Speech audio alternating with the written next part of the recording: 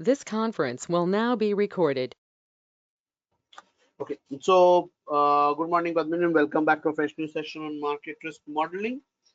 And let's kind of start off with a very quick revision.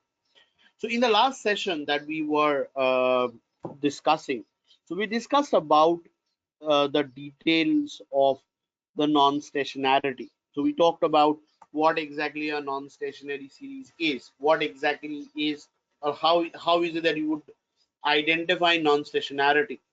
What are the ways of so what are the limitations of identifying non-stationarity using the ADF test? What are the possible challenges that it can pose to us? And obviously, one of the most important thing that we saw was the that we had discussed was the concept of the structural break. So what we wanted to understand in these discussions was that if I am using, so the first question that we wanted to understand is that how is it that we are trying to identify stationarity? The second question is how is it, what are the statistical tests that we are performing to identify stationarity? The third is what are the limitations associated with each of these tests to identify non-stationarity? And the next is that how is it that we could overcome those issues? And in that respect, we had one of the biggest discussion, one of the most important points that we discussed about was structural breaks.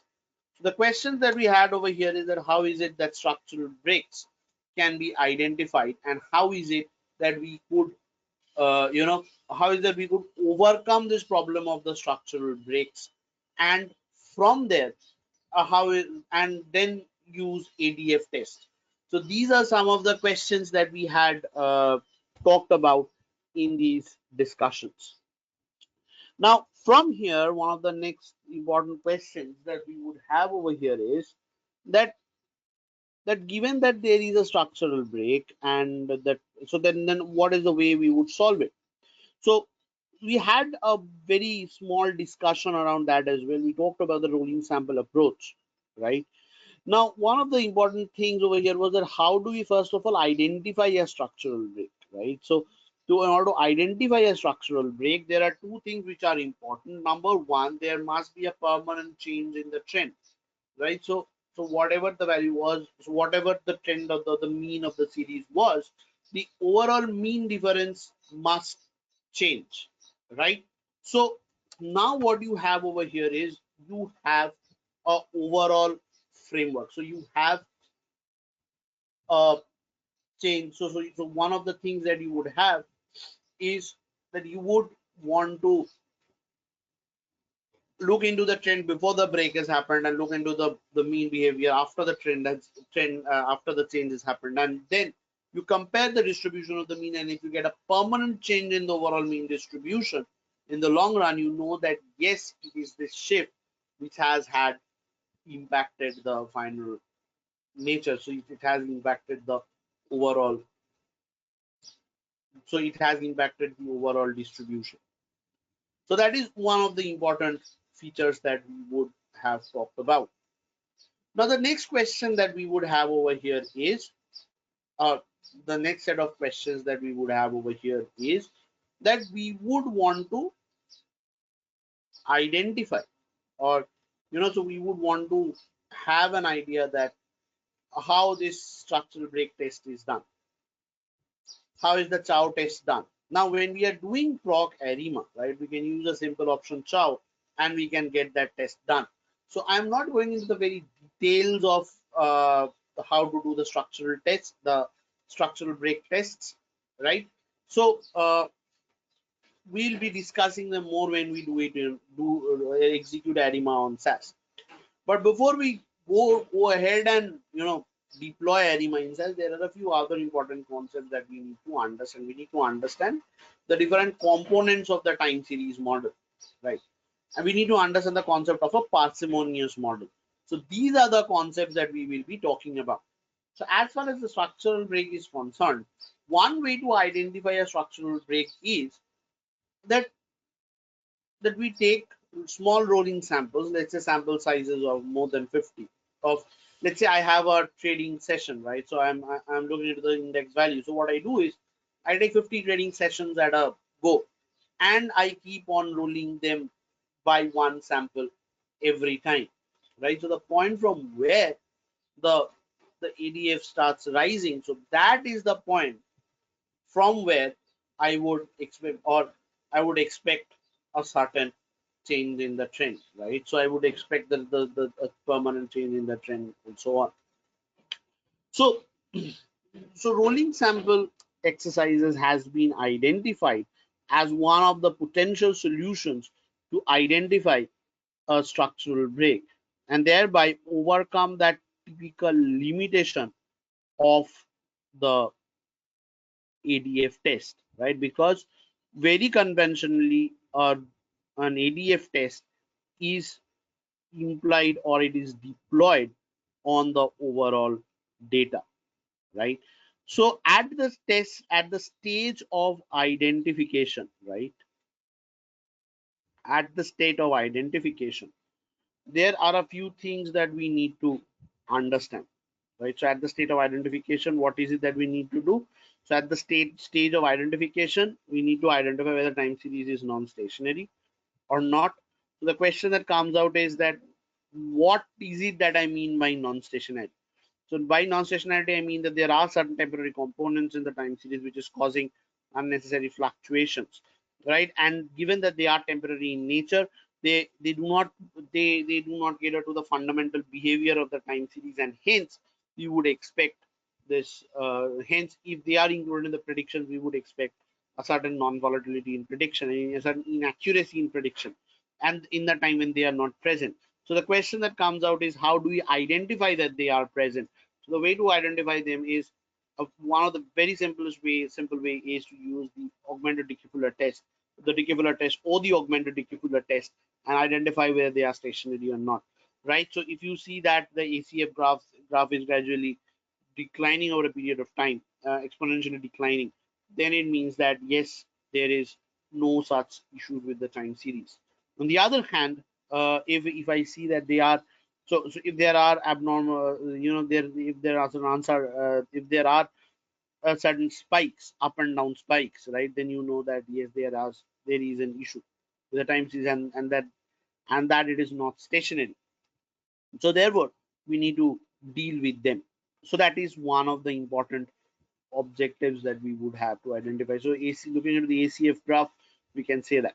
The second thing is we run the ADF test. If the null hypothesis is accepted, we know that the process is a unit-root process.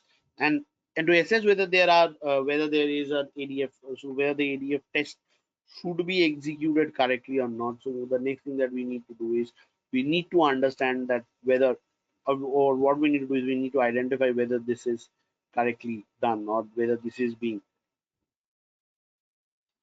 so what we need to do is we need to understand uh, whether there are any structural breaks or not in the data, and if there are no structural breaks, then we know that ADF is giving us a correct result. But if there is a structural break, then one of the issues that we would face is that the test would get biased towards accepting the null hypothesis or the hypothesis of the unit root process, so which is not correct. So these are these are the checks that we need to do to identify whether the data is stationary or not.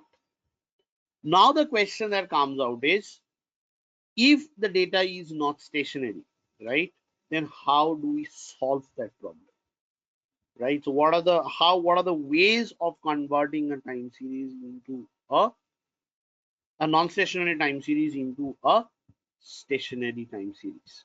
So that is the question with which we start off our discussion today, right? So it is not only about identifying. Now once you try to identify, you identify that yes, it is non-stationary or stationary, but after that what you need to do is you need to identify that whether they are stationary or not. So whether so the next thing that you need to do is you need to understand is that yes, whether I should like how is it that I should make this convert this non-stationary time series into a stationary time series, right?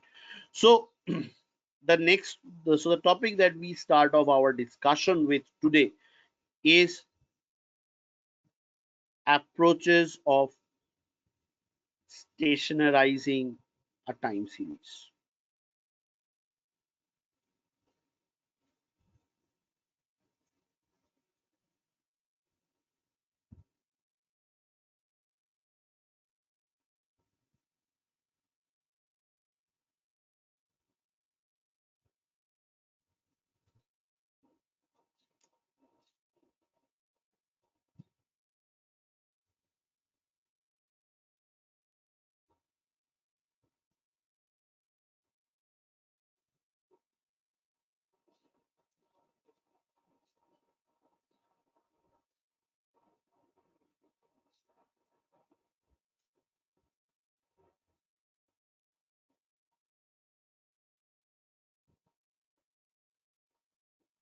So the approaches of stationarizing a time series.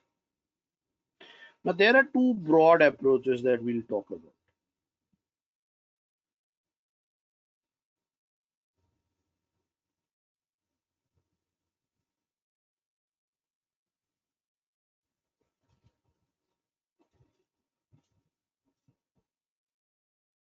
Right. So the approach of stationarizing a time series. So there are two approaches. First is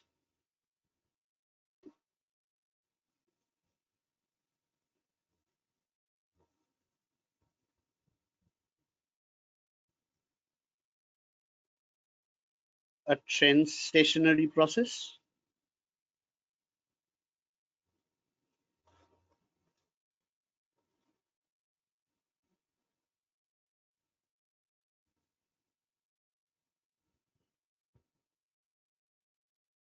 First is a trend stationary process, and the second is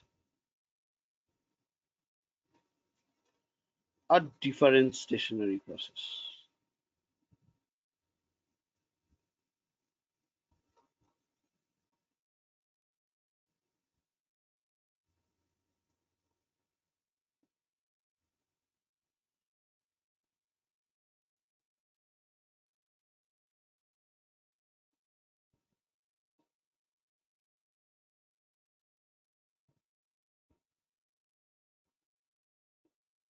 A different stationary process. So this first is known as a TSP.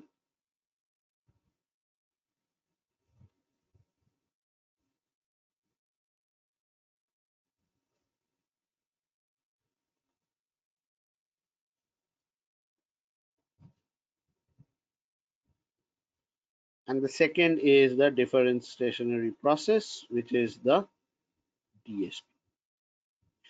Now, these are two very important uh, stationarizing approaches. Right?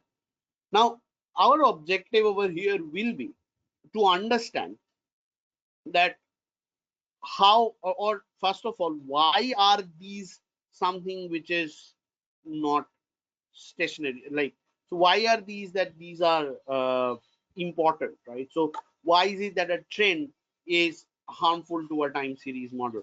Why is it that and how is it that the difference stationarizing or the differencing helps us stationarize a time series? So how is it that detrending a time series become or how is it that detrending help us solve the problem of stationarity?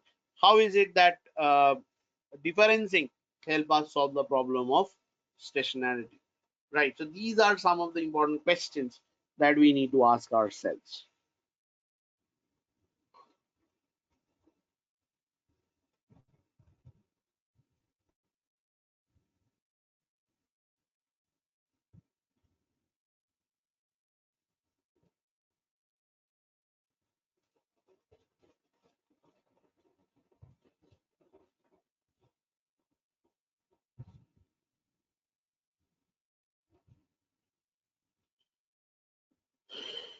Okay. So I will remove this first. Okay. So first let us start with the difference or trend stationary processes. And what I'll do over here is I'll just talk about a very simple case of a linear trend.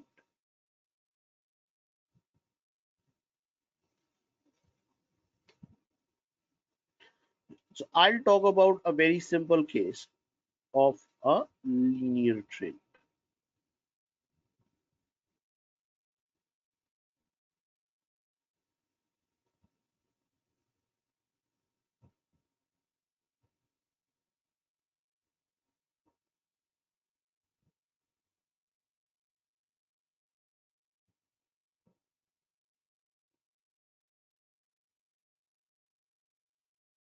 Linear trend.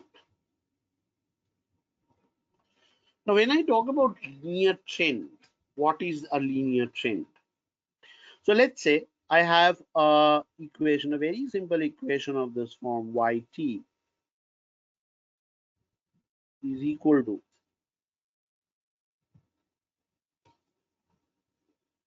alpha plus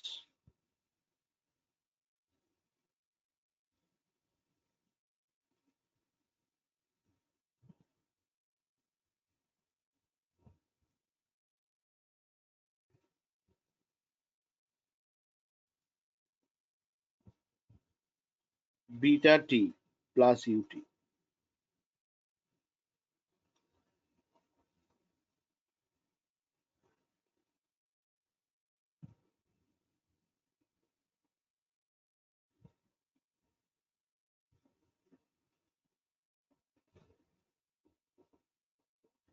In 0 sigma square u.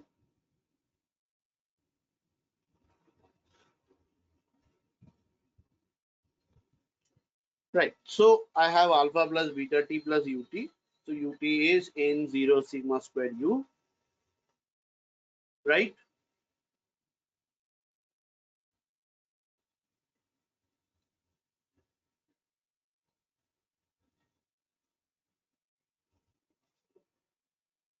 Now, if you have a look into this equation, you will see that yt is not just being, so yt is independent of any of its historical values. So it is just the change in time which is creating this change, right? But it is yt is not being driven by its own past values. So therefore, if this, so this, so the movements or the increases in y is totally independent of y itself. So if t is a temporary variable and does not have any significant impact on yt after a point of time, then the values of yt will just go berserk, right? So you will not be able to track yt. So as long as t is there, yt will be predicted. But the moment t is not there, or trend is not there, or the association with trend is not there, then what you see is that, okay, the series is just going berserk. So you cannot control the series because your predictions will totally fail. So this component or this impact just due to t is something which we need to remove from the time series, and then we need to use that detrended time series, right? So we need to use that detrended time series to run the model, right, or to develop the time series model. So that is something which is very important. So over here, so let's say that, so it is this trend component or the existence of this trend which is making it, or which is kind of making this or which creates this problem due to trend. So let's say there is a trend in the series at a point of time, and then it kind of stabilizes, and then again there's a downward trend, and then it stabilizes. So all these are temporary factors. So factors which are temporary in the process, or temporary in the process of prediction, remains or should be removed from the data, right? So which are not permanent should be removed from the data, and the predictions done. Then those temporary factors need to be added back. However, if that is not done, then the problem that you will go on to face, right? The problem that you kind of go on to face is that you are not in a position to run this. So let me put it this way, that if these temporary factors are there in the time series, like there's a temporary trend and then the trend goes off after some point of time, after some point another trend comes in. So you can actually observe this in a sales time series, which is plotted over a very long period of time, let's say 30 months, let's 30 years of monthly data points. So you will see that trends coming up and trends going out. So these all temporary figures need to be removed or extracted, right? Because these are very period specific factors. Now, if you consider them in prediction, you will not be able to reach out, or you will not be able to reach the correct prediction in the most recent time. So whenever you feel that if there is a trend coming in, then this is what the figure should be. If this is the nature of the trend, this is what the figure should be. But without them, the baseline figure is this. So adding back trend and seasonality and cyclical component will be add-ons. It will not be something which you actually run and you do it. Right. So that is one of the things that we need to take care of. That is one of the things that we need to be very sure of. Now that's one. So it is absolutely important that a series is detrended. So the question is that how do I detrend the series? And how do I first identify whether there is a trend in the series? Right. So first question that we come to over here is to talk about identification of trend.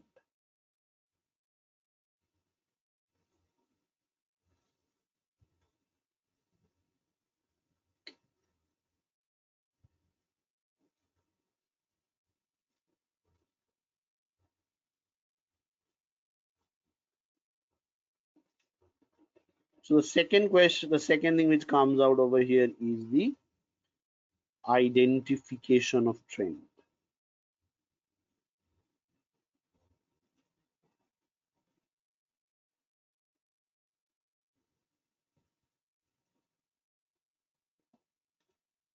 The identification. So how do I identify whether there is a linear trend or not? Now, one very simple way is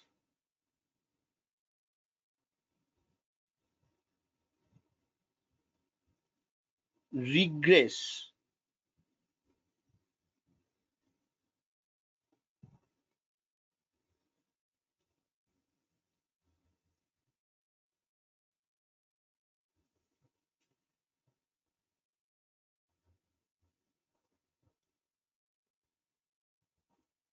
regress YT on time.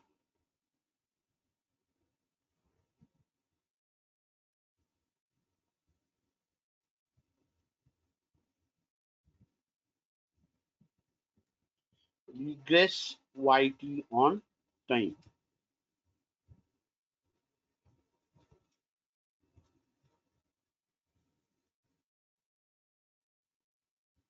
Regress YT on time. Now, if I'm trying to regress YT on time, so what am I trying to do over here? I'm doing the following. I'll run a linear regression, right, with YT as the dependent variable,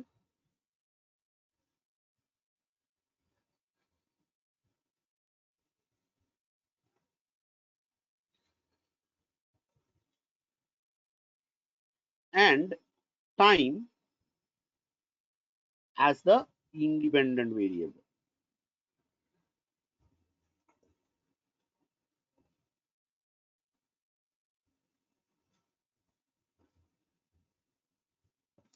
Time as the independent variable.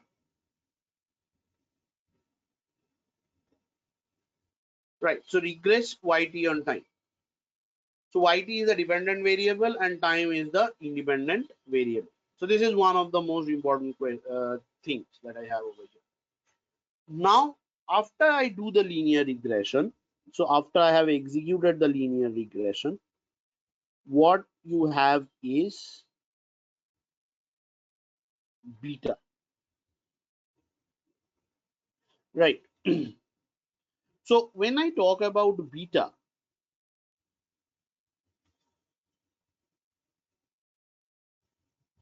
so if beta is statistically significant,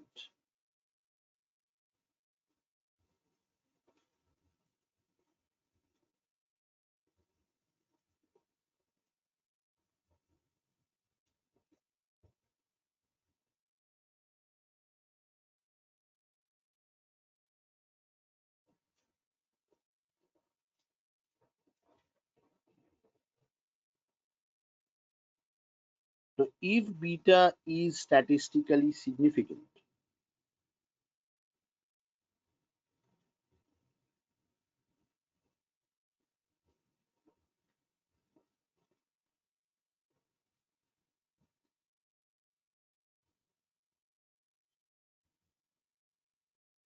if beta is statistically significant, then I will say that a linear trend exists, right? So if beta is statistically significant, then it means that the linear trend exists.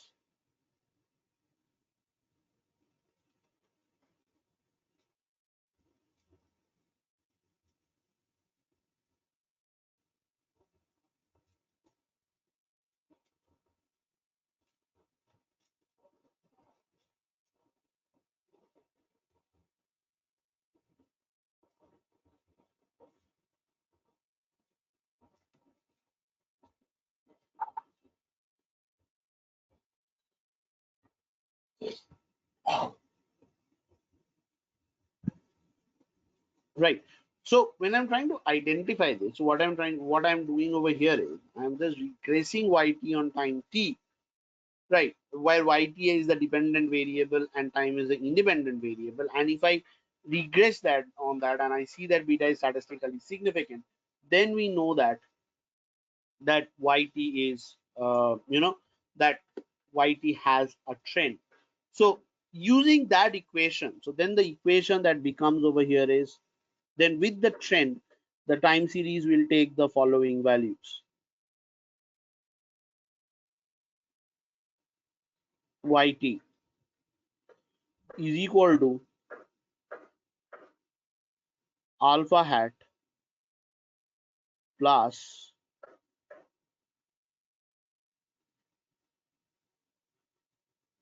beta hat t.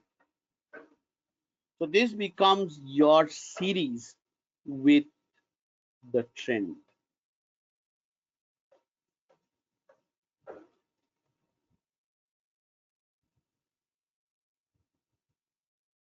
Right. So this becomes the beta hat with the trend, or this is your yt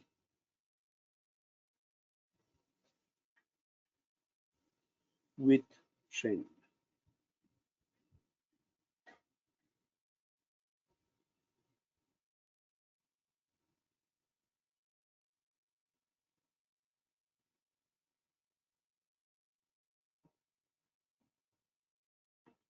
Yt with trend. Right. So yt t alpha hat plus beta hat t. So this is yt with trend. Now your yt series has a observed value. Now you have a yt which is the observed value.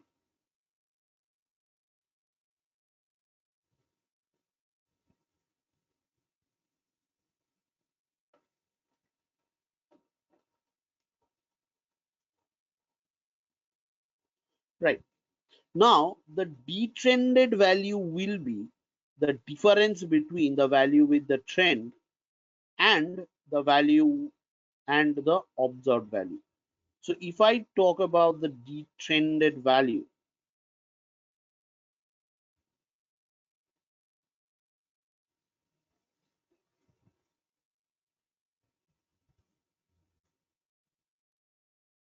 So YT minus YTT, capital T, is the detrended value, right?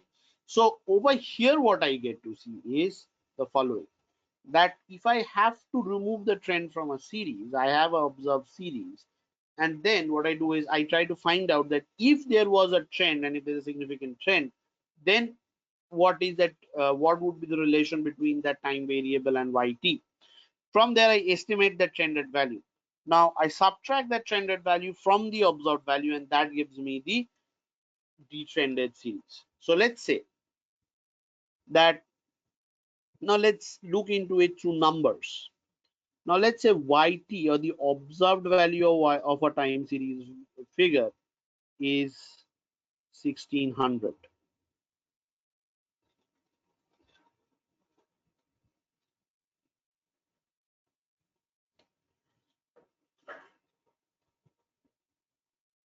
Now what I have done is,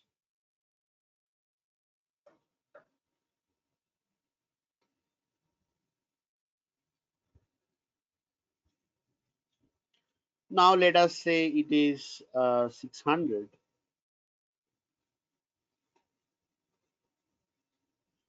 plus 0.8 into T,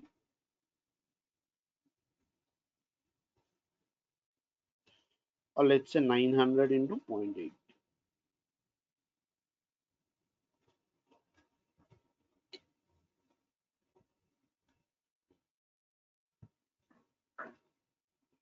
Right. So let's say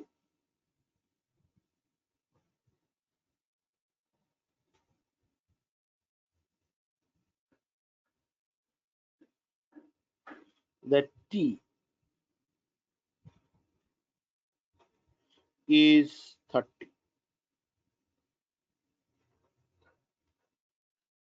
Let's say T is 50, the 50th time point. So the trend figure will be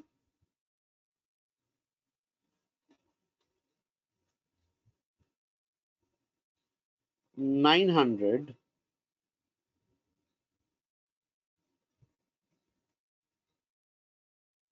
plus 0.8 of 50. So that is 0.8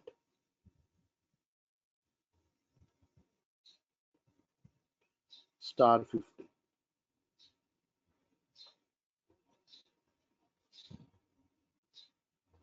That is 40. So therefore, the trended value, so due to trend, out of 1600, YT has, so out of 1600, 940 is due to trend. So therefore, the detrended series at T equals to 50 will be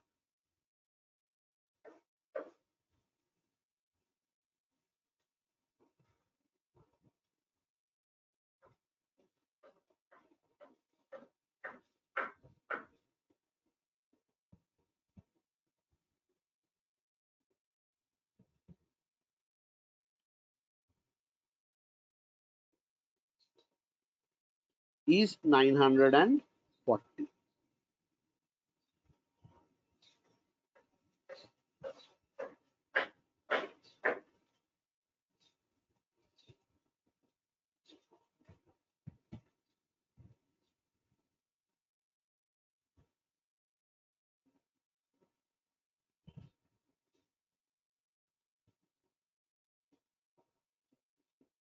This is something around 660.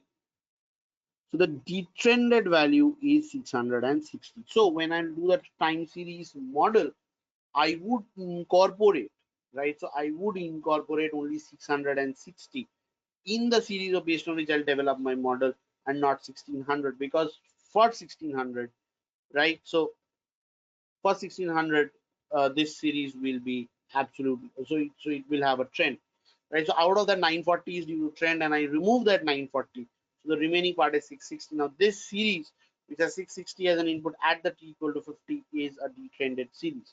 So like this, for every observation, you'll get the components in it due to trend. You remove that, whatever remains is the detrended series. But how do you know that after you have detrended that, now it may be a non-linear trend and whatever you have done is a linear trend. So what it would mean is that a certain part of the trend still lives on into it, right? So we need to validate whether a time series has been appropriately detrended or not. Right. So what you do is now with this detrended series, which I'll call the YT DT, the detrended, run a regression on time. So it is delta 0 plus delta 1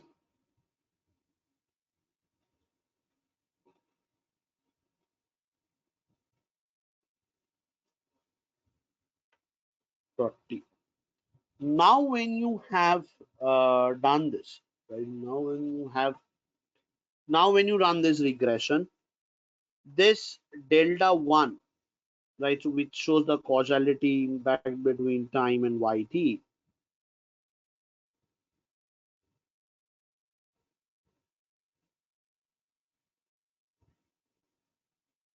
So over here, delta 1 equal to 0 versus the alternate hypothesis, delta 1 not equal to 0. So if your series is detrended, then the null hypothesis should be accepted when you run a regression of the detrended series with the time again. Now, if you run this and you see that the trend still lives on, you know that there is a possible concern, right? So this is where this concept, so this is where the difference is.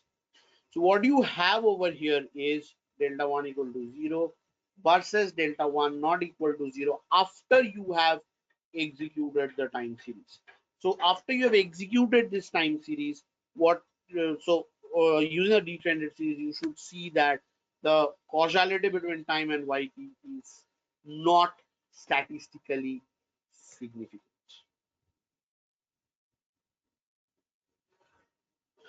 Clear?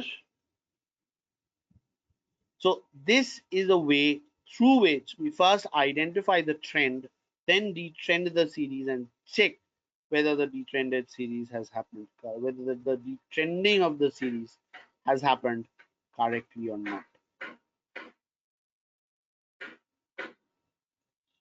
Right? So is this part clear to us now? Any questions up to this point, Badri?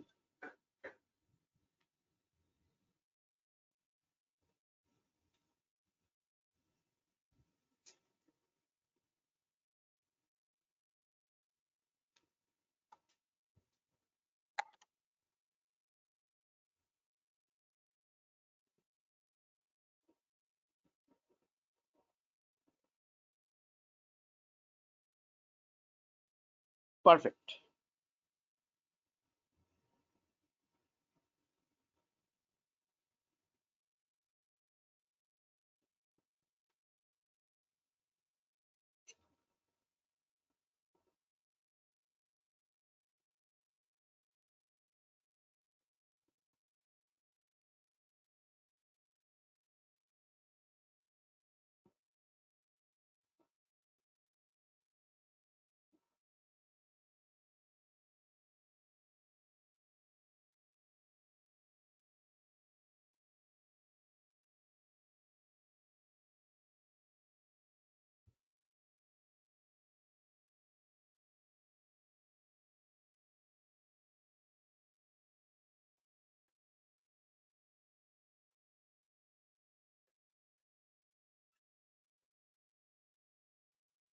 Okay,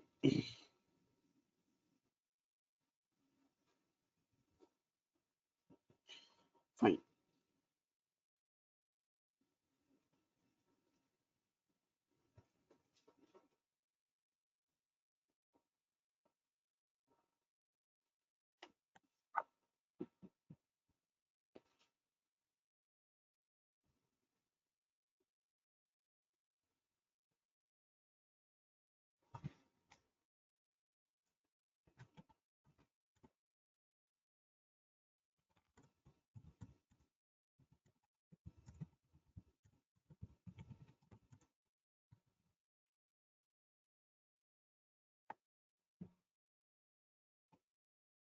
Okay, fine.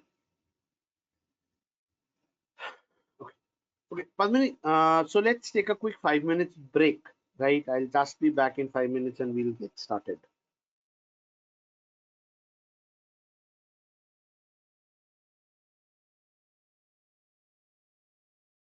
This conference will now be recorded. Okay.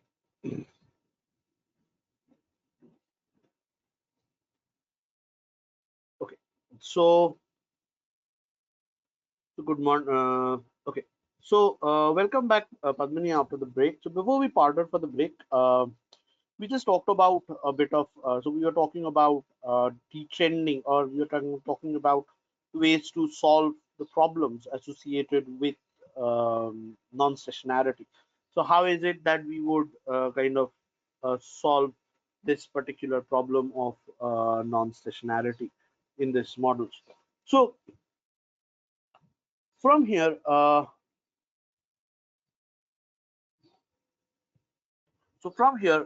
of the important questions that we would have is as follows.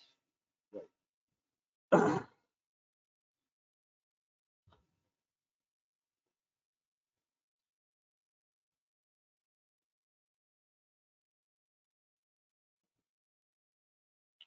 Okay, so the one we would have is as follows. That uh, that in the presence of trend, right? So what I can do is I can detrend the series, and then with that detrended series, I can develop the model. So that's one of the advantages that we would have. Now from here, the next set of things which we would want to look into is to difference stationarization. So what exactly is this difference stationary process, and how is it that differencing would help us solve the problem associated with non-stationarity? Now to talk about the concept of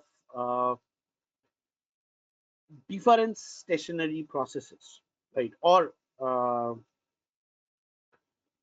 so this before I move into that, so this detrended series is your trend stationary process. This is the trend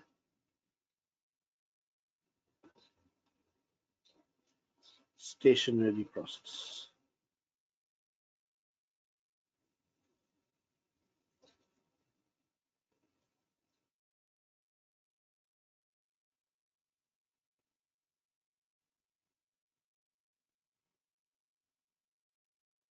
Process.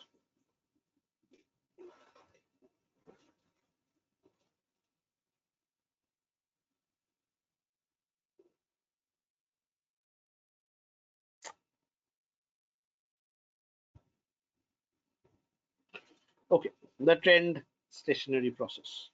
Now, when I look into the trend stationary process, now what exactly is this trend stationary process? So what exactly is this trend stationary process? Once again, so it is where we are detrending the time series and we are converting it into a stationary process. Now, the next set of stationarization exercise is based on the differencing. So the difference stationary process. So the question is, what exactly is a difference stationary, and why is it that differencing would help us solve this problem? Differencing. Now, if I'm to talk about differencing and the set of different stationary processes, so one of the important questions which we need to find out, or one of the important questions that we need to address is the following: that uh, under what situations does different stationarization help? Now, one of the biggest examples where we saw this, or where we can see the role that differencing actually plays, is the random walk model. So we had previously seen the different aspects of the random walk model, right? And in the random walk model, we had seen that the random walk is a non-stationary process in variance, and that there is a and that there is a trend in the variance, right? So the time series or the stochastic difference equation which we see for a random walk model is yt is equal to yt minus 1 plus ut,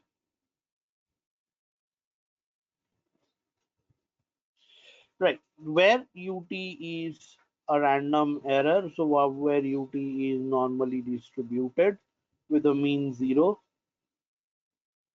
and a constant variance.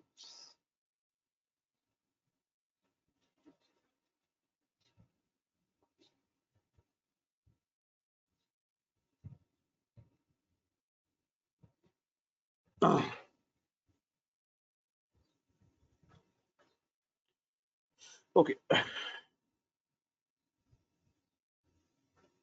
yt is yt minus 1 plus ut. Now, the data generating process for this random walk hypothesis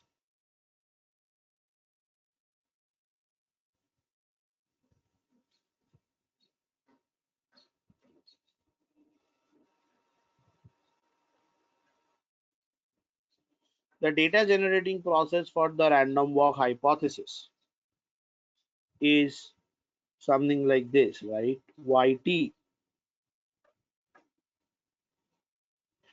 is equal to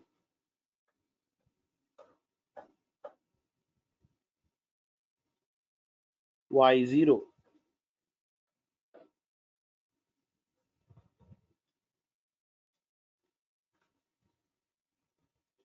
plus ut.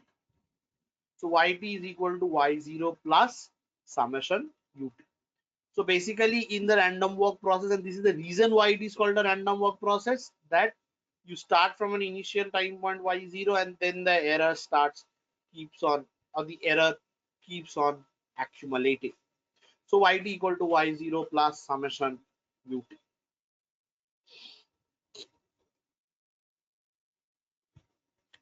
So when we looked into the key moments of this distribution, the expected value of yt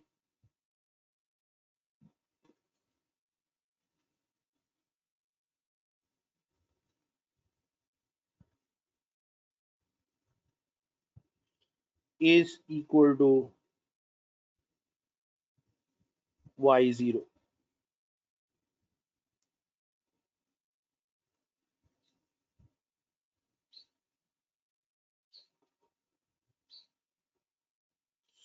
So expected value of yt is equal to y0. Now, what is the variance? Now, why is this so? Because the expectation of the random variable or the mean of the random variable is 0. So therefore, this expected value of summation of this ut is equal to 0.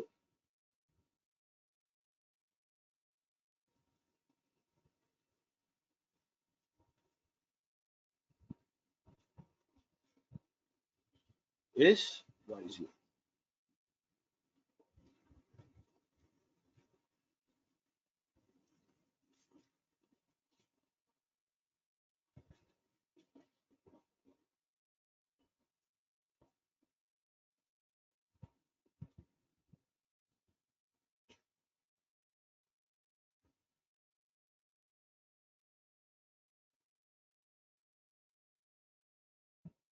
Okay, so the variance of yt is equal to the following.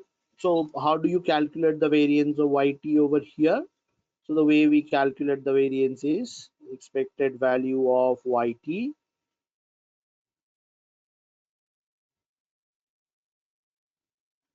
minus the mean of yt whole squared.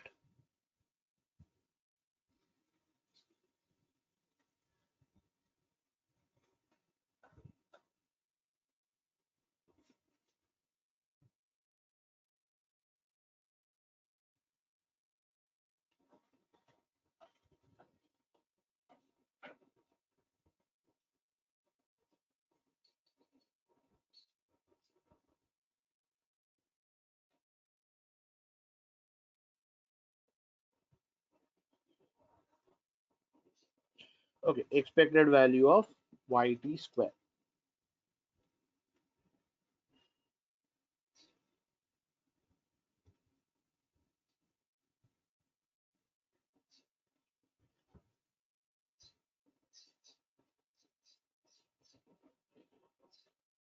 Okay. Now, if I look into this yt square, right?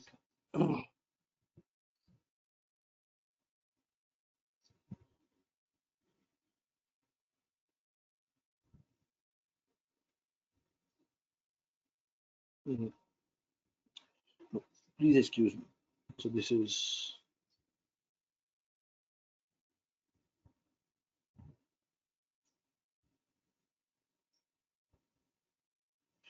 okay. So over here, what we have is yt. So yt is nothing but y0 plus summation ut minus the mean was the series was y0 whole square. So this is nothing but the expected value of summation ut, summation of the expected value of ut square.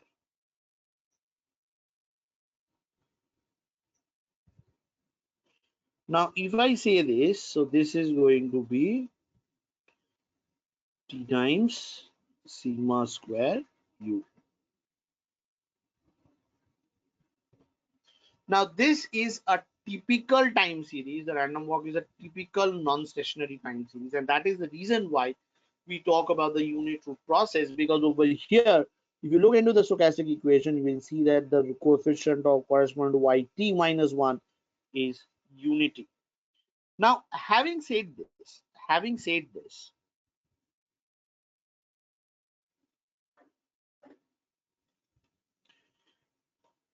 now, so that means this series is a non-stationary series. Now, how do I convert this to a stationary series then? So what I have is yt is equal to yt minus 1 plus ut. So therefore, what now if I create a difference, or if I subtract yt minus 1 from both the sides, what I will get is yt minus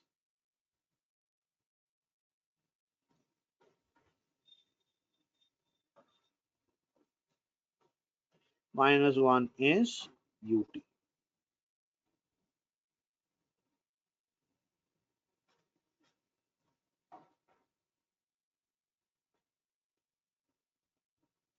So delta yt is equal to ut.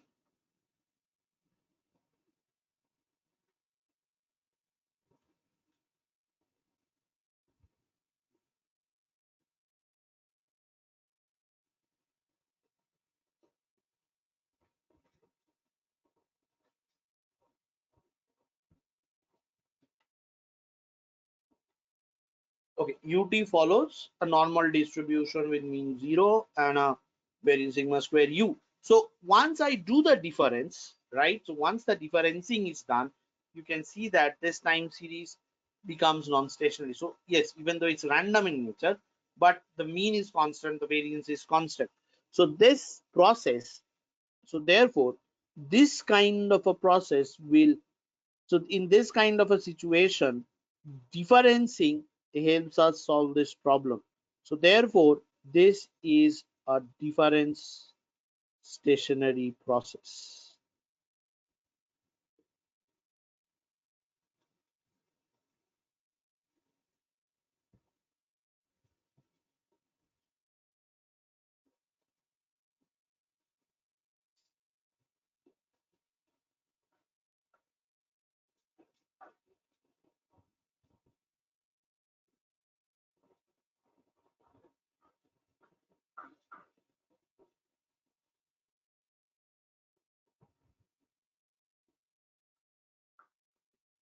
Stationary process.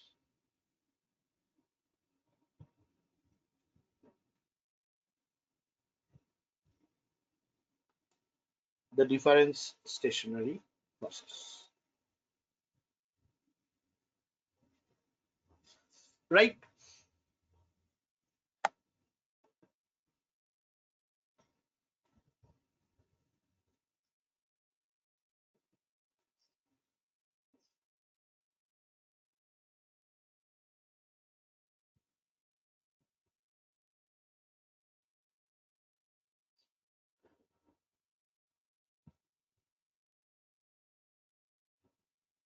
Okay, so this is a typical difference stationary process. So with one of the examples, we saw how exactly is it that trend can, or how is it that we can, how detrending can help us make a series time series stationary. And over here, what we saw is that how exactly is it that differencing can help us make the time series stationary. So these are the two things that we have. These are the two broad ways of converting a time series into a stationary time series. So one of the series is the trend stationary process. The other is the difference stationary processes.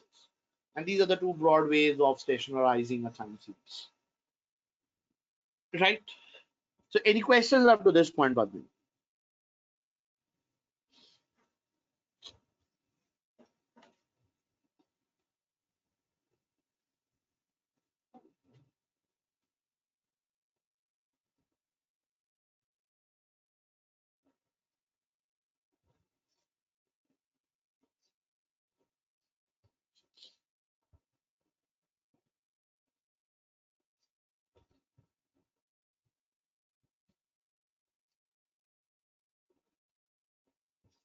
Okay. So now, okay. So over here we have a good question. That is it that we will use both sequentially? No, not necessarily. Now we first need to, so once we have done so basically the steps are as follows. The first thing that we do is let's say we have the time series data. We run a ADF test on that, right? Or let's say we look into the ACF and the PACF, which is first generated, and we see that it is non-stationary. Now we start deep diving into the element of non-stationarity. So first we do let's say we do a structural break test. We see that at some points, so that some experiment are there, is there a structural break. So we can do a rolling sample ADF exercise, and we can check the distribution of the ADF, and from there we can try to identify that okay, this is how the distribution is, and this is why we say that okay, there is a structural break or no. So if no, then we run the ADF test on the whole data, and we see whether it is non-stationary or not. Now, once we see that it is non-stationary, right, now with the ADF test and the ACF and with the graphical plots, we try to identify the reason why there is a non-stationarity. Now, there can be a non-stationarity because there is a trend, there is a seasonality, and there is a and there is a stationarity due to some other factors, right? So if there's a seasonality impact, that can be solved using your difference stationarization. If there is a trend, that can be sorted using a trend stationarization. Now it is well possible that in more complex time series you can have both. So let's say let's go back to the 1980s for the time being, right? During the 1980s, you would remember that bell-bottom pants and those tight checked shirts, that was mostly that adorned the heroes of those time in Bollywood. So they were much in fashion. So they were much in vogue. Now, what would happen is, let's say that there was a movie, like let's say Dawn had released, and we could see Amitabh Bachchan wearing those bell-bottom pants and those blazers. Now that set the trend, right? And let's assume that that had kind of been released just like in the month of September or October, when the festive season in India is setting in. So during that time, there a, a, a rise of the sales would be seen because of the seasonality, because it's the festive season. And in the garments, especially in that garment section for bell-bottom pants and shirts and blazers, you would observe a further rise because of the movie Dawn, which has released, right? So now when you look into it in retrospect, right, so you're looking, let's say you are sitting down in uh, 20 to 2018 or 2019, and you are looking into your sales times into the overall time series from 1975 till 2019. So in 1980, 81, there will be, or 82, there will be this time period where there would be a seasonal impact, where the sales had gone up due to seasonality, and along with that seasonality, the spike would be higher because of the existence of this trend effect, right? So it is well possible that the non-stationarity which is caused by multiple level of factors. So first, then we need to sort out non-seasonality. First, we remove non-season the seasonal component from the data. Now, after that, we look for the stationarity. Even if it is non-stationary, then we look for trend. We remove trend. Then we again test whether it's stationary or not. Then again let's say the cyclicality. We remove cyclicality. Then the residual series which remains, or the remaining series which is there, becomes your final deseasonalized series, right? So once you do a differencing, you do a trend analysis, you do remove trends, you remove seasonality, and then finally what you do is you look into the overall. Then what you get is your overall final time series, right? So it is not always necessary that you include, you know, you do all these sequentially or parallelly, but it is totally a case-based dependence. Okay, so coming to the next question, that we have over here is that how to handle cyclicality. So cyclicality can also be handled with cyclicality can be handled with differencing exercises as well, right? So for seasonality and cyclicality, we have differencing. For detrending, we have the so we have this so we have the trend, the detrending exercise, right? Now, once again, over here also, so one of the things that we need to keep in mind is, while we talk about seasonality, right, so there are two types of seasonalities, right? So one of the type of seasonality that we talk about is additive seasonality, right? And the other that we talk about is your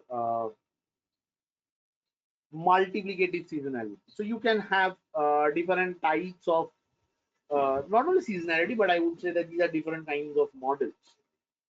But this additive and this multiplicative features is reflected through that of seasonality. So that is why I am saying that yes, you can have a certain measure of seasonality. Okay, so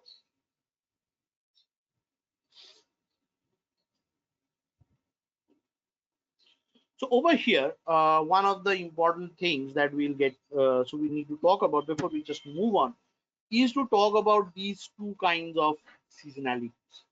One is an additive seasonality model, the other is a multiplicative seasonality model, right?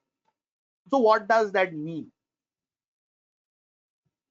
Now, when I'm talking about an additive seasonality model, so an additive model assumes the difference between 2 months is approximately the same in each year.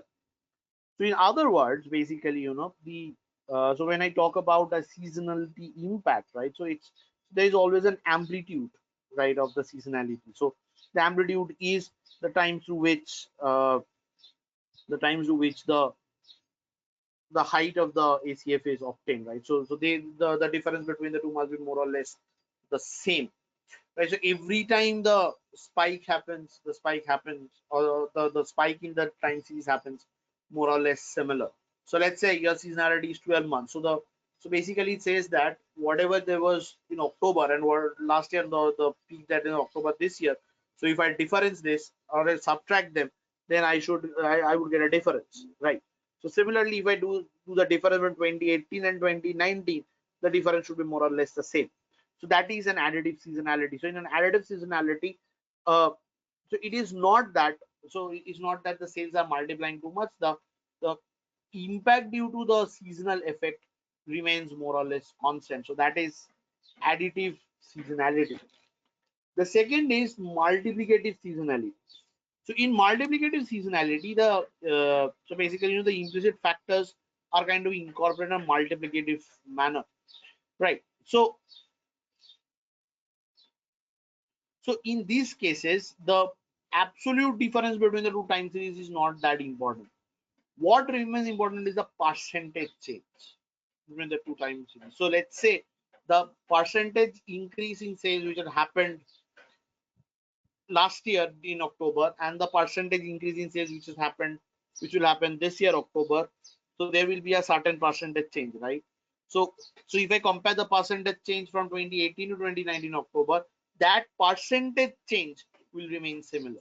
So your absolute differences can change, but the percentage change in the sales during the seasonal impact will from one season to another will remain constant.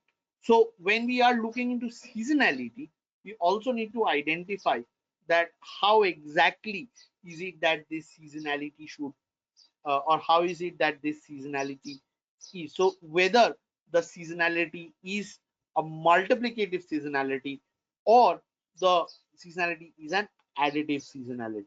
So in an additive seasonality, the absolute difference between the two sales, the two time series figures of the last season versus this season will remain constant, right? And in a multiplicative seasonality, the percentage change between two seasons that remains more or less unchanged, right? So whether the seasonality is multiplicative or additive, that is something which we also need to assess. So there are a lot of small checks and analyses that we must incorporate while we are developing a time series model. So before developing a time series model, we need to understand that how is it that these figures are changing from one point to another, right? So how is it that this difference is happening, and how is it that these changes are, so how is it that the pattern of seasonality, the pattern of cyclicality is changed. So similarly, under cyclicality also you can get an additive cyclicality and a multiplicative cyclicality.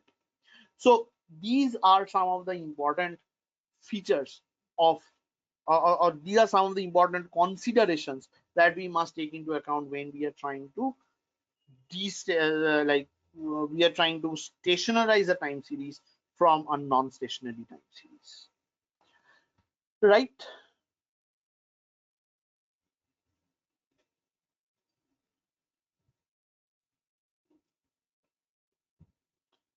So any other questions from this part, Padman?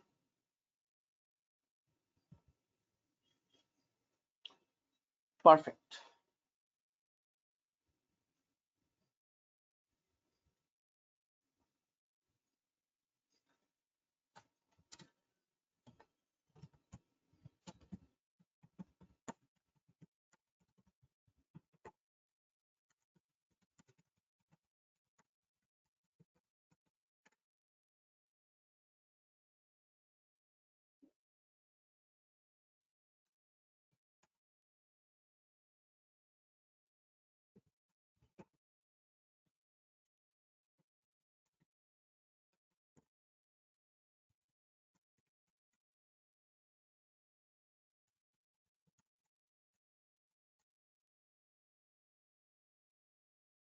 Okay, so with this we come to the end of the stationarity analysis, right? So now we have listed out a set of, so basically as through this discussion, we could identify some of the key checks which needs to be done. Now with this, the stationarity analysis comes to a close, right? So we now know that what exactly a time series, what is a time series, what is stationarity, what is the intuitive interpretation of stationarity, why is stationarity important, when do we say a time series is non-stationary, why is it that it is not good to use a non-stationary time series for predictions, right? So how do we test for statistically test for non-stationarity? What are the different methods of testing for non-stationarity? So we looked into the ACF graph, the ACF plots. We talked about the simple graphical plots. We talked about the DF test for AR1 processes, the augmented decupula test for more generalized time series models. Then we talked about uh, the ADF test. We talked about the way the interpretation of the ADF test, performance of the ADF test, the limitations of the ADF test. We talked about the existence of structural breaks. We talked about statistically identifying structural breaks. We talked about how to test for structural breaks.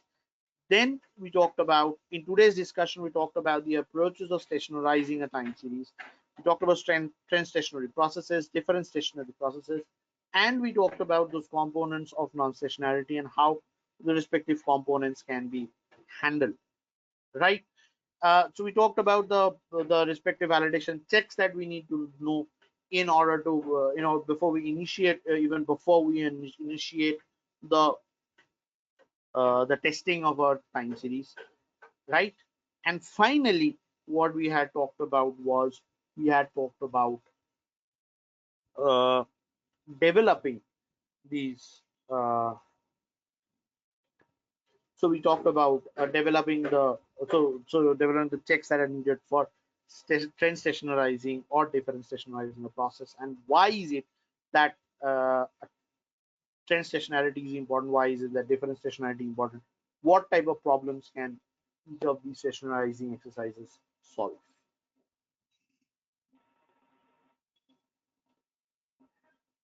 Okay. So now the next question the Padmini has is that if the time series is still not stationary after all this. Now generally if you, so it means that there is still some component which is there which has not been removed, right, or which could not be removed. But generally if all these temporary components are removed, then after that the time series more or less becomes stationary. So it has to become stationary if all the components have been removed, and if it has not been removed, then, or if after removal of a certain set of things, if you still see that there's an issue or that this stationarity is not happening, then it means that either some components have not been removed or you have missed out on something.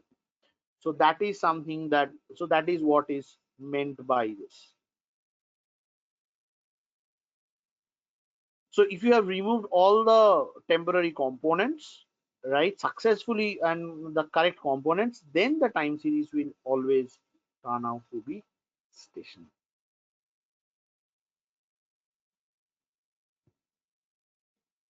Right. So if in case you see that you think that you have done everything and then still then it's not happening, then there can be some, or there may be some problem with the size of the data or nature of the data, the way the data has been prepared. Then those aspects needs to be looked into. But more or less, if everything has been removed correctly, then you should get a stationary time series. Clear?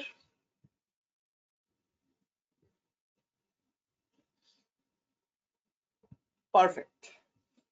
So now after your time series has been stationarized, now you need to estimate your time series model, and you need to identify the optimal number of lags. So that's the next question that we will generally now talk about. That is the components of the time series model and the estimation of the time series model. Now, when I talk about estimating the time series model, so there are a few important things that we will talk about.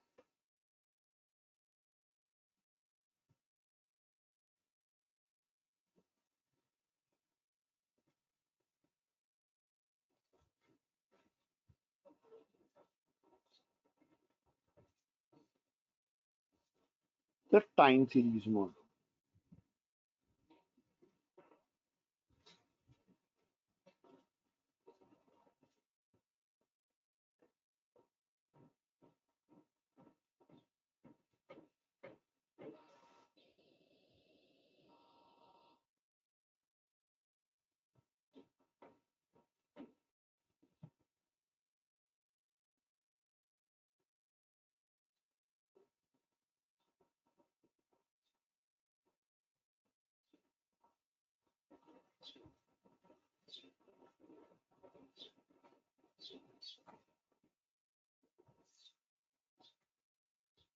Estimating the time series models. So the question is what are the two components, the two core. So when I'm trying to estimate it, right? So before we go into estimation, we need to understand the two core components of a time series model, and we need to explore the respective characteristics. So first is the autoregressive model.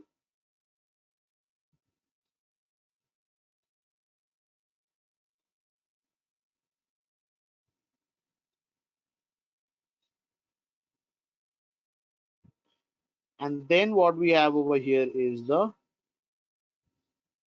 moving average model.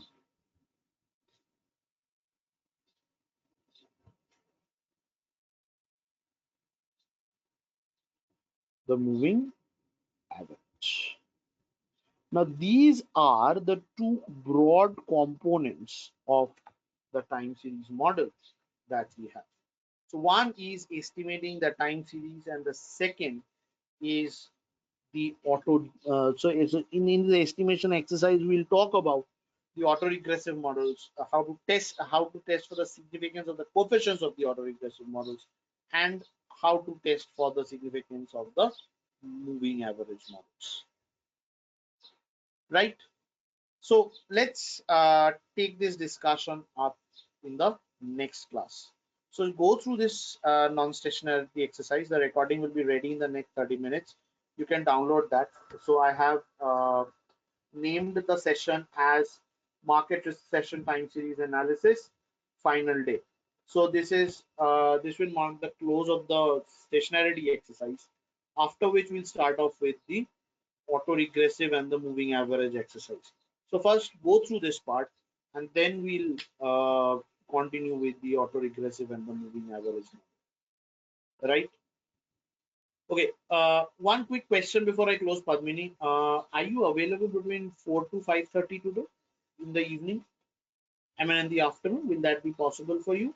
So then I was thinking of doing another quick session from 4 to 5:30 today, if that works for you.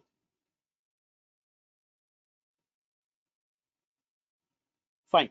So then we'll regroup around 4 to 5:30, and we will start off with autoregressive models.